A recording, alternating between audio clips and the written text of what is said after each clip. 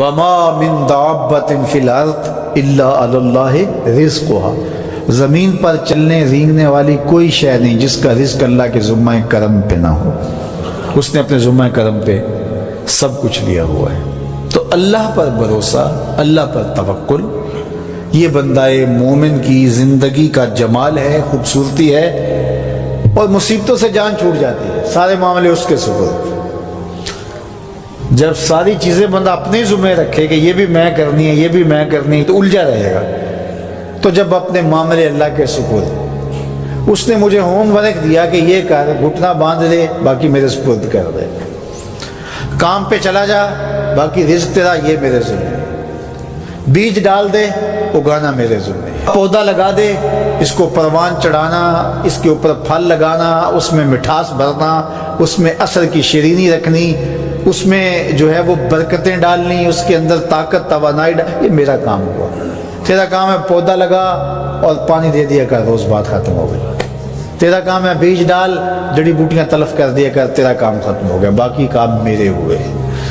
تو جب بندہ اس پہ ڈال دے، اللہ اکبر، تو پھر زندگی سوکھی ہو جاتی ہے، مصیبتوں سے بندہ چھوٹ جاتا ہے۔ توکل زندگی کا خوبصورت اسلوب ہے۔ تو حضرت سہل بن عبداللہ تستری فرماتے ہیں کہ توکل یہ ہے کہ ایسے ہو جاؤ جس طرح غسال کے آگے میت ہوتی ہے تو غسال اس کو جدھر حرکت دیتا رہے وہ ادھر حرکت کرتا رہتا ہے، وہ نہیں کہتا کہ پہلے یہ دھو اور پہلے یہ صاف کر اور پہلے یہ دھو۔ غسال کا کام ہے، اسے پتہ ہے تیرا کام ہے جدھر وہ تیرا رخ پلٹے ادھر تو پلٹتا جا۔ تو کہا تو اس کا بندہ ہے اور وہ تیرا رب ہے، تیری ضروریات کو کیسے پورا کرنا ہے، کون سی چیزیں تجھے دینی ہے، کون سی نہیں دینی، کون سی چیز کب دینی ہے، یہ اس کا کام ہے۔ اس لیے تو جو اس کا حکم ہے اس کو پورا کرتا رہے، ایک مطیع فرما بردار بندے کی طرح، باقی تیری ضرورتیں اس کے ذمہ کرم پہ ہوں، تیری زندگی سوکھی ہو، خام خواہ اپنے آپ کو مشقت میں نہ ڈال، یہ توکل ہے۔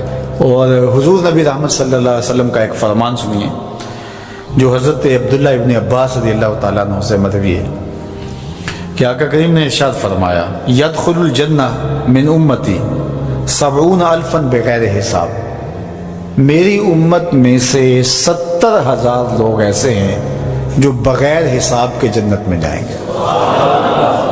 اب وہ لوگ کون ہیں؟ ہم الذین لا یسترقون ولا یتطیرون، یہ وہ لوگ ہیں کہ جو پھونک جھاڑ نہیں کرتے۔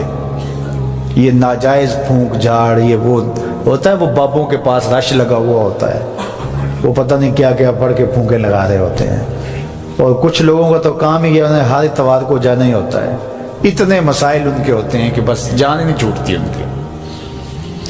اور ایسے جاہلوں کے پاس، ایسے نکموں کے پاس کہ جو شرکیہ کلمات پڑھتے ہیں۔ تو فرمایا جو 70,000 لوگ بغیر حساب کے جنت میں جائیں گے، یہ کون لوگ ہیں؟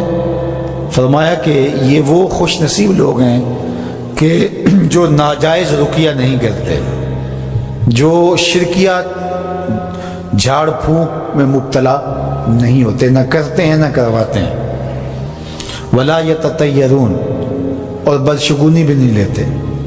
بلی راستہ کاٹ گئی تو آج میرا کام خراب ہو گیا، آج صبح فلان نحس مجھے مل گیا تو آج جو ہے وہ یہ مسئلہ ہو گیا، آج یہ ہو گیا، آج یہ ہو گیا، انہی چکروں میں رہتے ہیں۔